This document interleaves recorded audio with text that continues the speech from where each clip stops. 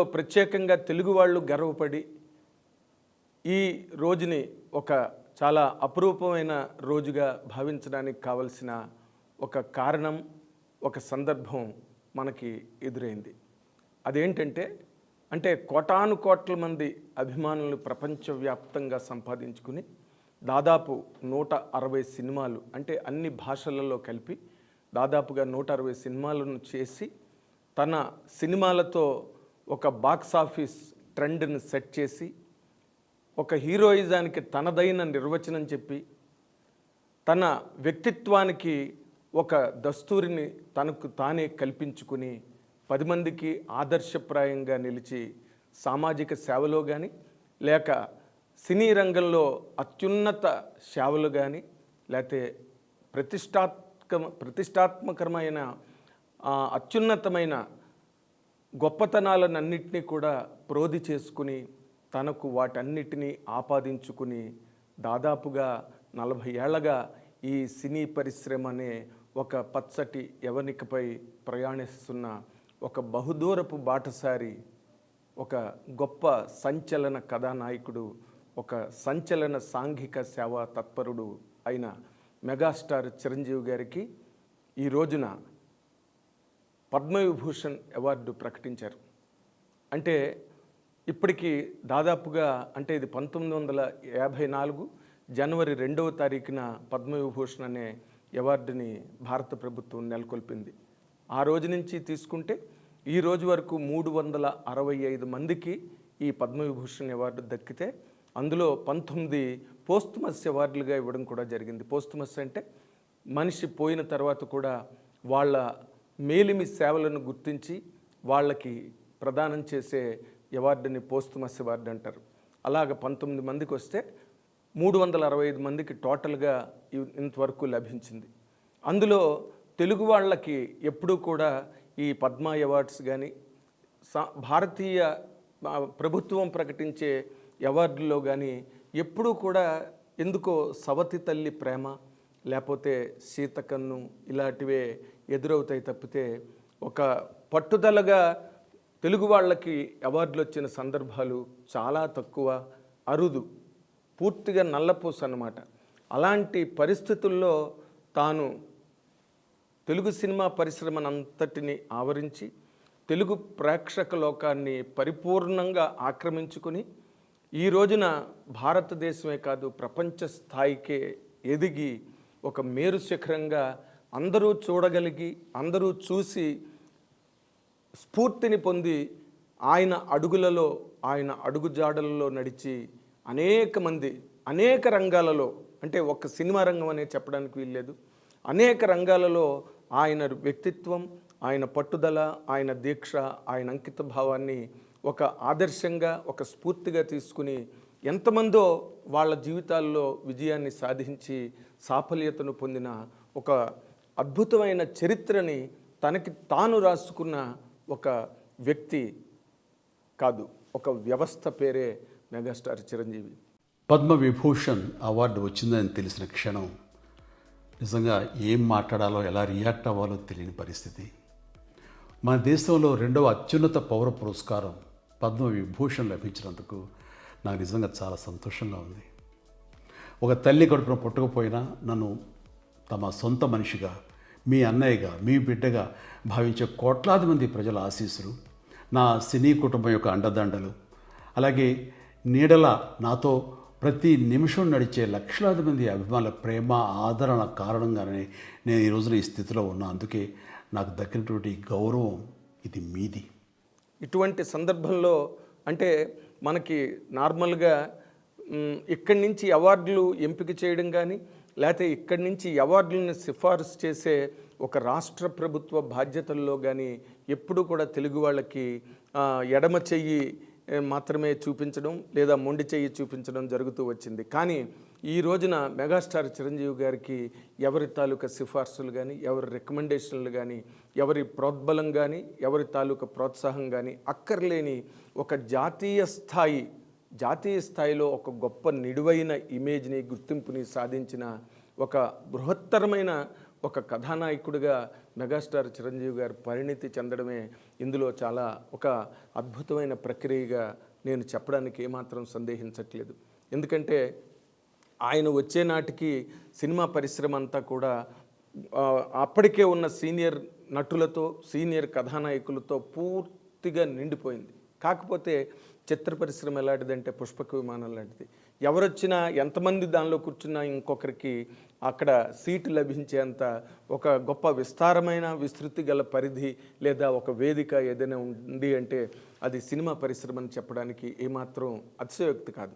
అలాంటి పరిశ్రమలోకి తను అడుగుపెట్టి తన అడుగుల శబ్దం తనకి మాత్రమే వినిపించే ఒక ఒంటరితనం, ఇటు అటు ఎవ్వరూ లేని, ముందు వెనక ఎవరూ కనిపించని తనదైన ఒక ఏకైక జీవితాన్ని తెలుగు సినిమా పరిశ్రమకి తీసుకొచ్చి అక్కడి నుంచి తన ప్రయాణాన్ని ఎక్కడా కూడా మొక్కవోని విశ్వాసంతో, ఎక్కడా కూడా ఆయన ఒక భీతి చెందడం కానీ, లేకపోతే పోటీలో భయపడడం కానీ, లేకపోతే ముందుకు అడుగు వేయడంలో ఎక్కడా నిరుత్సాహం పడడం కానీ ఇలాంటివి లేని ఒక గొప్ప ఆప్టమిస్టిక్ అవుట్లుక్.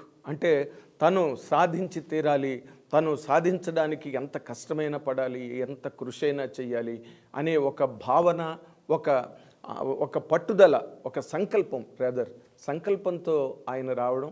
వచ్చిన తర్వాత ప్రతి చిన్న అవకాశాన్ని ఆయన దాన్ని అందిపుచ్చుకుని, రెండు చేతులతో అందిపుచ్చుకుని వాటిలో తనదైన ఒక మార్క్ని, తనదైన ఒక స్పార్క్ని చూపిస్తూ తెలుగు సినిమా పరిశ్రమలో ఆయన ప్రయాణం మొదలైన తర్వాత ఒక్కసారిగా ఈ నటుడెవరో, ఈ కుర్రాడెవరో చాలా బాగా చేస్తున్నాడు, చాలా అద్భుతంగా డ్యాన్సులు చేస్తున్నాడు, చాలా బ్రహ్మాండమైన పెర్ఫార్మెన్స్ ఇవ్వగలిగే ఒక స్టామినా ఈ నటుల్లో కనిపిస్తోంది అనే ఒక గుర్తింపుని ఆ రోజున్న తెలుగు సినిమా పరిశ్రమలో తనకై తాను తెచ్చుకుని, ఎందుకంటే తనని ముందుకి నెట్టేవాళ్ళు కానీ, లేకపోతే భుజాల మీద ఎక్కించుకుని తిరిగేవాళ్ళు కానీ ఎవ్వరూ లేని ఆ పరిస్థితుల్లో తనకి తానే మార్గం వేసుకుని, తనకు తానే దారి చూపించుకుంటూ ముందుకు వెళుతూ ఈ రోజున కోటాను కోట్ల మంది గుండెల్లో ఒక స్థానాన్ని, ఒక గుడి లాంటి ఒక పవిత్రమైన ప్రదేశాన్ని ఆయనకు ఆయన సంపాదించుకున్నారంటే కేవలం మెగాస్టార్ చిరంజీవి అనే ఒక వ్యక్తి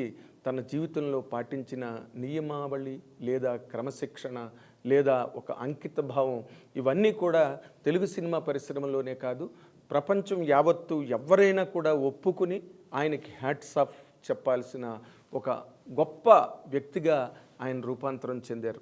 ఈ రోజున పద్మవిభూషణ్ ఆయనకు వచ్చిందంటే పద్మవిభూషణ్ చిరంజీవి గారికి ఎందుకు రావాలి? ఎంతమందో నటులు ఉన్నారు, పైగా తెలుగు వాళ్ళు.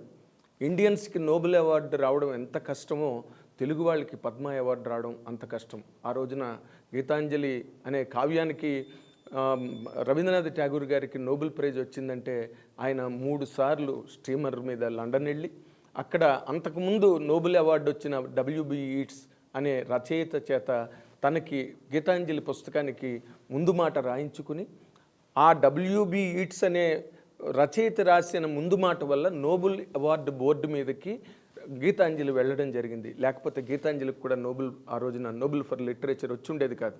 అలాంటి పరిస్థితి తెలుగు వాళ్ళకు కూడా ఉంది. ఎందుకంటే ఎంతమందో పద్మ అవార్డులు లేక రాలిపోయిన వాళ్ళు చాలామంది ఉన్నారు. ఒక ఎస్వి రంగారావుకి లేదు, ఒక సావిత్రి గారికి లేదు, ఎంతమందో మహానటులు తర్వాత వచ్చిన గుమ్మడి గారికి లేదు, ఎంతమందో నటులు ఈ సినిమా పరిశ్రమ, తెలుగు సినిమా పరిశ్రమకు సంబంధించినంత వరకు పద్మ అవార్డును మాత్రం దారుణంగా అందుకోలేకపోయారని చెప్పడానికి కొంత బాధగా ఉంది. కానీ అయినప్పటికీ కూడా అందరి అంటే ఆయన ముందు తరంలో నటీనటుల తాలూకా ప్రేరణతో ఆయన తనదైన ఒక గొప్ప స్ఫురణతో తెలుగు సినిమా పరిశ్రమలో అంచెలంచెలుగా ఎదుగుతూ శిఖర స్థాయికి చేరుకుని అక్కడ నిలబడి తనదైన ఒక ఇమేజ్ని మొత్తం భారతదేశం అంతా అన్ని భాషల్లోని ప్రొజెక్ట్ చేయగలిగారంటే ఆయన్ని ఏ విధంగా మనం అభినందిస్తే సరిపోతుంది అన్నది ప్రతి తెలుగువాడు గట్టిగా ఆలోచించుకోవాల్సిన రోజు, క్షణం ఇది.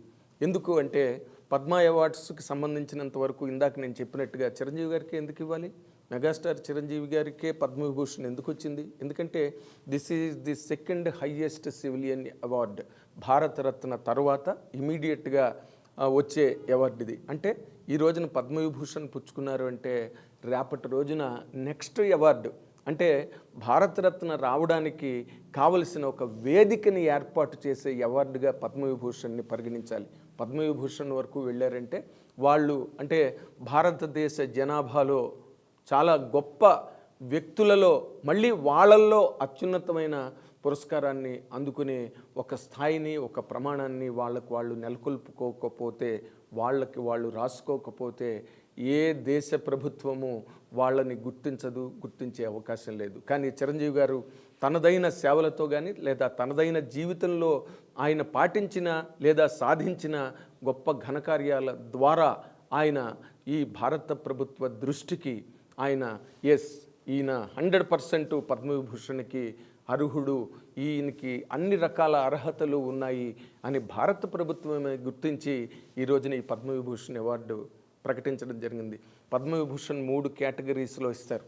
ఎలాంటిదంటే దాంట్లో అసాధారణమైన అత్యంత ప్రతిష్టాత్మకరమైన సేవలకి, అలాగే అత్యంత ప్రతిష్టాత్మకరమైన సేవలకి, అలాగే అంటే అత్యున్నతమైన ప్రతిష్టాత్మకరమైన సేవలకి ఈ అవార్డుని 3 కేటగిరీస్లో ఇస్తారు. ఈ 3 కేటగిరీస్ కూడా చిరంజీవి గారి జీవితంలో ప్రతిఫలిస్తాయి, ప్రతిబింబిస్తాయి అని చెప్పడానికి ఆయన జీవితమే మనకి తెరచిన పుస్తకంగా, ఒక నిదర్శనంగా మన కళ్ళెదురుగుండానే ఉంది. అందుకే ఈ రోజున ఆయనకి ఇవ్వడానికి లేదా ఇచ్చిన తర్వాత ప్రపంచవ్యాప్తంగా తీసుకుంటే ప్రపంచం నలుమూలల నుంచి హర్షాతిరేకం వ్యక్తమవుతోంది. అందరూ ఆయన్ని కొనియాడుతున్నారు, అందరూ కేరింతలతో ఈ సందర్భాన్ని ఆహ్వానిస్తున్నారని చెప్పడానికి చాలా సంతోషంగా ఉంది. ఎందుకంటే పద్మ అవార్డ్స్ అంటే ప్రతి రంగంలోని ఇవ్వడం జరుగుతుంది, వాళ్ళ సేవలను గుర్తించి ఇవ్వడం జరుగుతుంది. కానీ ఇక్కడ ముఖ్యమైనది ఏంటంటే ఒక వ్యక్తిత్వ నిరూపణ. అంటే ఒక గొప్ప నటుడు లేదా ఒక 100 సినిమాలు చేసినంత మాత్రాన ఎవరికి పద్మవిభూషణ్ అవార్డు సినిమా పరిశ్రమకు సంబంధించినంత వరకు రాదు.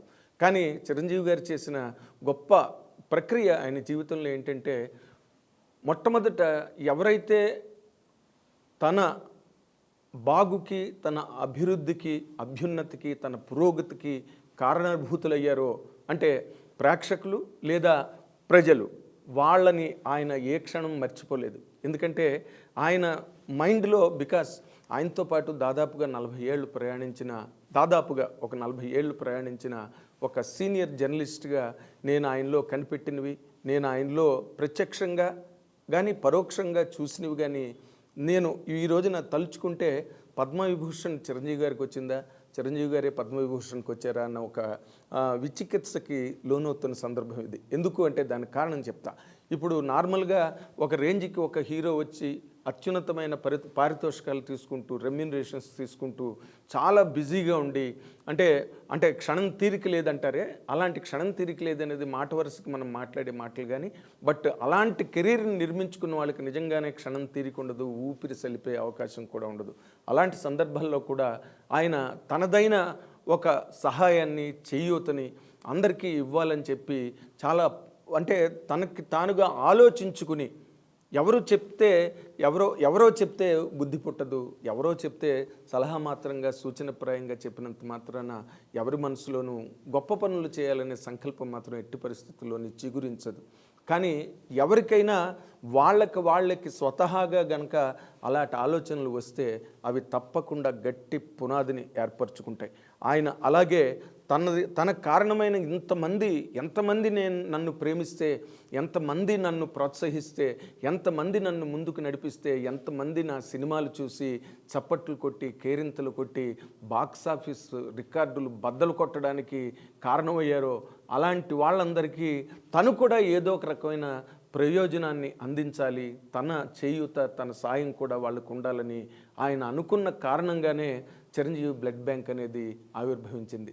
లేకపోతే ఈ రోజున ఆ బ్లడ్ బ్యాంక్ వచ్చిన తర్వాత ఎన్ని వేల మందికి ప్రాణదానం జరిగిందో, ఎంతమంది ఆ బ్లడ్ బ్యాంక్ వల్ల, చిరంజీవి గారి తాలూకా ఆ స్పృహ వల్ల, ఆయన తాలూకా సంకల్పం వల్ల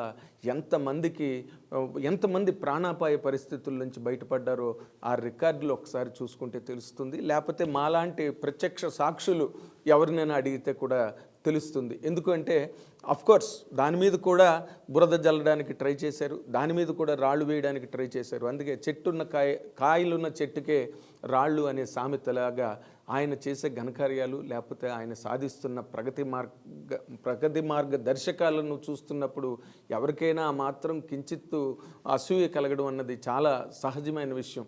అలాగా అసూయ కలిగితేనే లియో టాల్స్టాయ్ చెప్పినట్టు ఎదుటివారు అసూయ పడితేనే మనం నిజమైన విజయం సాధించినట్టు అని చెప్పి లియో టాల్స్టాయ్ మాట. అలాంటి అసూయని కూడా అభిమానంతో పాటు, ప్రేమతో పాటు, ఆదరణతో పాటు, ప్రోత్సాహంతో పాటు మెగాస్టార్ చిరంజీవి గారు ఆ కాస్తంత లేచి మాత్రమైన అసూయను కూడా సంపాదించుకున్నారు. అందువల్లే బ్లడ్ బ్యాంక్ మీద రాళ్ళు వేయడానికి ట్రై చేశారు, బురద జల్లడానికి ట్రై చేశారు.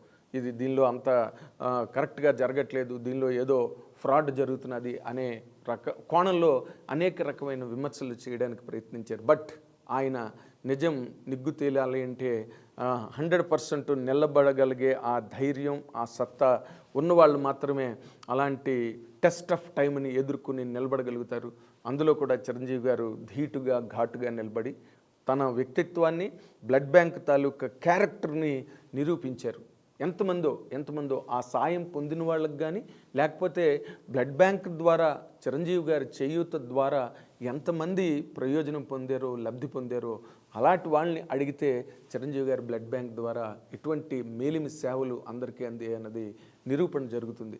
ఇలాంటి సందర్భంలో చెప్పాలంటే ఒక్క బ్లడ్ బ్యాంక్ అనే కాదు, రక్తదానమే కాదు, అందులో తన అభిమానుల్ని ఒక భాగంగా ఆయన చేశారు. ఎందుకంటే వాళ్ళు ఫ్యాన్స్ అంటే ఎంతసేపు చప్పట్లు కొట్టడానికి, బ్లాక్లో టికెట్లు కొనుక్కుని సినిమాలు చూడడానికి, లేకపోతే బ్యానర్లు మోయడానికో ఇలా కాదు, వాళ్ళ జీవితానికి కూడా ఒక గుర్తింపు కావాలి, వాళ్ళ జీవితానికి కూడా ఒక సార్థకత కావాలి అనుకుని బ్లడ్ బ్యాంక్లో తన అభిమానులను అందరికీ పిలుపునిచ్చి ఈ రక్తదాన శిబిరాలను కొనసాగించడం కానీ, తద్వారా రక్త సేకరణ జరగడం కానీ ఇలాంటివన్నీ కూడా అభిమానులకి ఆయన ద్వారా కలిగిన లేదా వనగూడిన సార్థకతగానే చెప్పాలి. అందుకనే అభిమానులు వాళ్ళు ఎవరిని అడిగినా కూడా మెగా ఫ్యాన్స్ అంటారు, మెగా ఫ్యామిలీ అంటారు. అంటే చాలా గర్వంగా చెప్పుకుంటారు వాళ్ళు, మేము చిరంజీవి గారి అభిమానులు అని చెప్పి.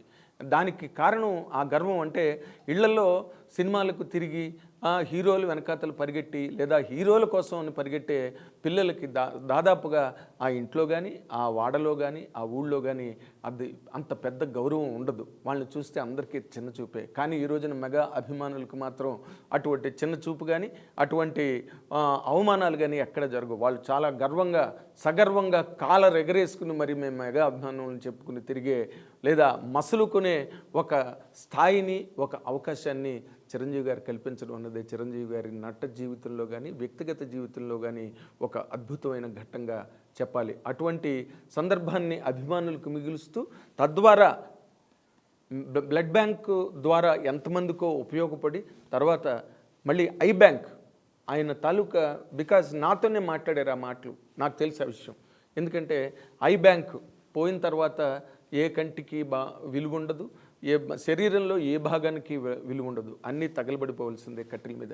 కానీ ఆయన దాన్ని ఆలోచించి ఐ డొనేషన్ కనుక జరిగితే ఎంతమందో అంధులు ఈ ప్రపంచాన్ని చూడలేక చిన్నతనంలోనే కంటి చూపు కోల్పోయిన వాళ్ళు, తర్వాత రోజుల్లో పెరుగుతూ కూడా కంటి చూపు కోల్పోయిన వాళ్ళు ఎంతమందో చిరంజీవి గారి ఐ బ్యాంక్ ద్వారా కళ్ళు పొంది ఈ ప్రకృతిని, ఈ ప్రపంచాన్ని మళ్ళీ చూసి ఆనందించి కేరింతలు కొట్టగలిగే ఒక అవకాశాన్ని ఎంతోమంది పొందారంటే అది ఐ బ్యాంక్ ద్వారా చిరంజీవి గారు అందించిన ఒక సువర్ణ అవకాశంగా చెప్పాలి. తర్వాత రోజుల్లో అంటే ఒకసారితో అయిపోయిందా, అది ఏనాటి నుంచో కంటిన్యూ అవుతున్నది, అప్పుడే దశాబ్దాలుగా రన్ అవుతున్నది చిరంజీవి గారు blood bank and Chiranjeevi I bank. కానీ తర్వాత రోజుల్లో కూడా ఎప్పటికప్పుడు అంటే ఒకసారి చేసిన సేవతోనో, ఒకసారి చేసిన సహాయంతోనో ఆయన ఏ రోజున కూడా సంతృప్తి పడలేదు, ఆయన అక్కడే ఆగిపోలేదు. ఆ ప్రయాణం నిరంతరం, ఆ ప్రవాసం ప్రతిక్షణం అని చెప్పడానికి ఎన్నో సందర్భాలు మనకు ఉదాహరణగా నిలబడతాయి. ఆయన జీవితంలో అంటే ఏ సీజన్కి ఆ సీజన్, ఏ విపత్తు మనకి ఎదురవుతుందో ఆ విపత్తులో ప్రజలు, సమాజం ఏ విధమైన ఇబ్బందులకు లోనవుతుంది, ఎటువంటి పరిస్థితులను చూసి తల్లడిల్లిపోతుంది అనే ఒక యాంగిల్ కనుక మనం తీసుకుంటే కరోనా వచ్చింది, మొత్తం లాక్డౌన్, ఎంతమందో సినిమా పరిశ్రమలో వేలాది కార్మికులు సినిమా షూటింగ్లు ఆగిపోయాయి. ఆగిన తర్వాత కార్మికులందరూ కూడా పాపం ఆహాకారాలు చేశారు. ఎందుకంటే సినిమా వర్క్ ఆగిపోయింది, నెల జీతాలు లేకపోతే దినసరి వేతనాలు అందుకోలేని ఒక దారుణమైన పరిస్థితుల్లో కుటుంబాలు కృంగిపోయాయి. ఆ కృంగిపోతున్న క్షణాన్ని గుర్తించిన ఏకైక వ్యక్తి, ఏకైక వ్యవస్థ మెగాస్టార్ చిరంజీవి. ఆయన గుర్తించి వెంటనే ముందడుగేసి అందరికీ పిలుపునిచ్చి ముందు తను డొనేట్ చేసి వేలాది కార్మికులకి నెలసరి అవసరమైన ఆ వస్తువులన్నీ, బియ్యం కానీ, మిరపకాయలు కానీ, ఇంకోటి కానీ అన్నీ దగ్గరుండి చిరంజీవి బ్లడ్ బ్యాంక్ నుంచి అందరికీ వెళ్ళడం, చిరంజీవి గారి అభిమానులు కానీ, పరిశ్రమలో చిరంజీవి గారి అనుయాయులు, అనుచరులు, సహచరులు కానీ వాళ్ళందరూ కూడా ఒక భుజం మీద ఎత్తుకొని అందరికీ అందజేసి అందరి తాలూకా క్షుద్బాధ అంటాం మనం, ఆ హంగర్ని తీర్చి అందరి ఇళ్లల్లో ఒక దేవుడిగా ఆయన నిలబడ్డారని చెప్పడానికి ఆ సంఘటన ఒకటి నేను ఇక్కడ గుర్తు చేస్తున్నా. తర్వాత ఈ కరోనాలో ఆక్సిజన్ లెవెల్స్ పడిపోయి ఆ కారణంగా చాలామంది చచ్చిపోతుంటే మళ్ళీ మేల్కొని వెంటనే ఆయనే రియాక్ట్ అయ్యి వెంటనే ఆక్సిజన్ వ్యాన్స్ని మొత్తం తెలుగు రాష్ట్రాలు మొత్తం అన్ని చోట్ల తిప్పి ఎవరికి ఎక్కడ ఏ అవసరం ప్రాణాపాయ పరిస్థితుల్లో వాళ్ళ దగ్గర నుంచి చిరంజీవి ఆక్సిజన్, మెగాస్టార్ ఆక్సిజన్ అంది చాలామంది మళ్ళీ బతికి బట్టకట్టి బయటకు వచ్చి ఈ రోజున మేము మెగాస్టార్ చిరంజీవి గారి సాయంతో మేము ఈ రోజున మళ్ళీ బతకగలిగామని చెప్పుకునే సందర్భం ఈ సమాజంలో అడుగడుగున అణువణువున ప్రతి ఊర్లోని ఉన్నాయి. ఇంతకన్నా అంటే నేను ఇవన్నీ ఎందుకు చెప్పానంటే ఈ పద్మవిభూషణ్ కానీ, భారతరత్న కానీ ఇలాంటివన్నీ కూడా కేవలం ఒక నటుడు అద్భుతంగా నటించినంత మాత్రానో లేకపోతే ఆ నటుడు నటించిన సినిమాలు గొప్ప రికార్డులను నెలకొల్పడం ద్వారానో మాత్రమే కాదు, ఒక పర్సనాలిటీ డెవలప్మెంట్ అన్నది కూడా దానిలో ఉంటుంది. ఆ పర్సనాలిటీ డెవలప్మెంటే ఈ రోజున మెగాస్టార్ చిరంజీవి గారికి ఒక కంచు కవచంలా నిలబడిందని చెప్పాలి. ఎందుకంటే ఆయన వ్యక్తిత్వ వికాసం అంటాం మనం పర్సనాలిటీ డెవలప్మెంట్ అంటే. ఆ పర్సనాలిటీ డెవలప్మెంట్లో భాగాలే ఇవన్నీ కూడా. అంటే చిరంజీవి బ్లడ్ బ్యాంక్ కానీ, చిరంజీవి ఐ బ్యాంక్ కానీ, లేదా వేలాది కార్మికులకి ఆయన ద్వారా వస్తువులు, దినసరి వస్తువులు, నెలసరి వస్తువులు అందడం కానీ, తర్వాత చిరంజీవి ఆక్సిజన్ వ్యాన్స్ ఊరూరా తిరగడం కానీ, ఇవన్నీ కూడా పర్సనాలిటీ డెవలప్మెంట్లో భాగాలే. ఎవరు చెప్పారు, ఎవరు చేయమన్నారు, అది కూడా బోల్డ్ ఖర్చు వెచ్చాలకి, వ్యయ ప్రయాసాలకి చాలా అవసరమైన అంత లేకపోతే అంత విశాలమైన కార్యక్రమాన్ని చేపట్టడం కానీ, దాన్ని అమలు చేయడం కానీ చాలా కష్టం. అంతమందికి అది రీచ్ అవ్వాలంటే. అంటే ఆయన వెనకాతల ఆయనే ఒక దిక్సూచిగా పనిచేసిన ఎంత యంత్రాంగం ఉంటే ఎలా జరుగుతుంది. ప్రభుత్వాలే చేయలేక విఫలమైపోయిన సందర్భాలని మనం చూసాం. కానీ ఒక వ్యక్తిగా అంటే ప్రభుత్వాలను దాటి ప్రతిదీ ప్రభుత్వమే చేస్తుంది, ప్రభుత్వమే చెయ్యాలి అనుకోవడం చాలా పొరపాటు. అలాంటి వ్యక్తులు గనక ఒక్కసారి కళ్ళు విప్పి మనం చెయ్యకపోతే ఎలా అని అనుకోకపోతే ఇలాంటి సేవలు, ఇలాంటి సాయాలు ప్రజలకు, సమాజానికి అందవు.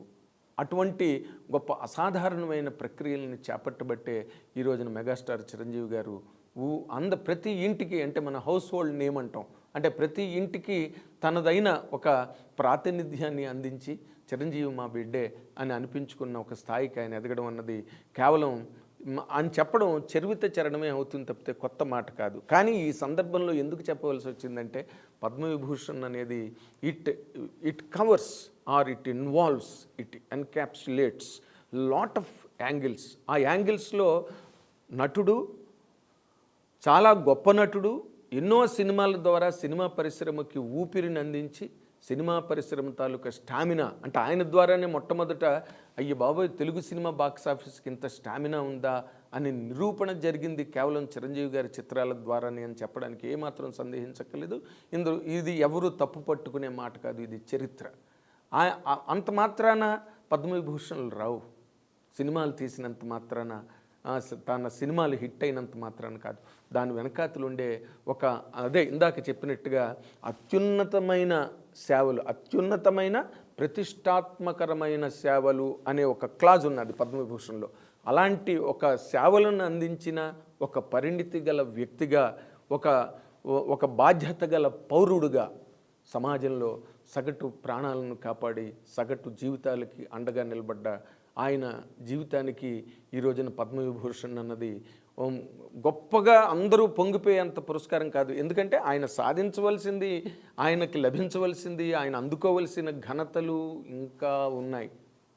రాబోయే రోజుల్లో అందరూ చూస్తారు. కాకపోతే ఈ రోజున ఐ డ్రీమ్కున్న ప్రత్యేకత ఏంటంటే మొట్టమొదట ఒక 7 రోజుల క్రితం పద్మవిభూషణ్ అవార్డు మెగాస్టార్ చిరంజీవి గారికి రాబోతోంది అనే సందర్భం తెలిసినప్పుడు ఐ డ్రీమ్ ద్వారా నేను ప్రత్యేకంగా కొన్ని నాకు ఉన్న సోర్సెస్లో నేను వెతుక్కున్నప్పుడు, నేను అన్వేషించినప్పుడు నాకు లభించిన సమాచారం మెగాస్టార్ చిరంజీవి గారికి పద్మవిభూషణ్ డిక్లేర్ కాబోతోంది అని చెప్పి నాకు తెలిసిన సమాచారాన్ని మొట్టమొదట మా ఛానల్ ఐ డ్రీమ్ ద్వారానే నేను చెప్పడం జరిగింది. కాబట్టి ఆ కాస్తంత గౌరవం, ఆ కాస్తంత ప్రతిష్ట ఐ డ్రీమ్ ఛానల్కి కూడా చెందుతుందని చెప్పడానికి నేను గర్వపడుతున్నా.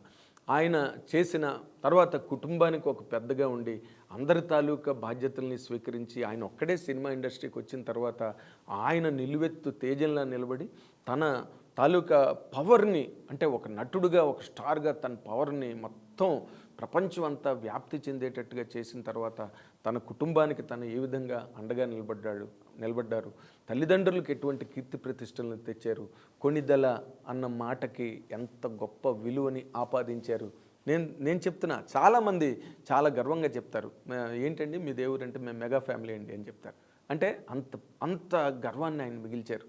అంత గర్వాన్ని అంతమందికి పంచి అంతమంది ప్రాణాలకి అడ్డుగా నిలబడి వాళ్ళను కాపాడి రక్షించి సంరక్షించిన ఒక వ్యవస్థకి పద్మవిభూషణ్ అవార్డు ఎంత. కానీ తెలుగు వ్యక్తిగా, అంటే ఇందాక నేను చెప్పినట్టుగా పద్మ పురస్కారాలు ఎప్పుడు కూడా తెలుగు వారిని వరించవు.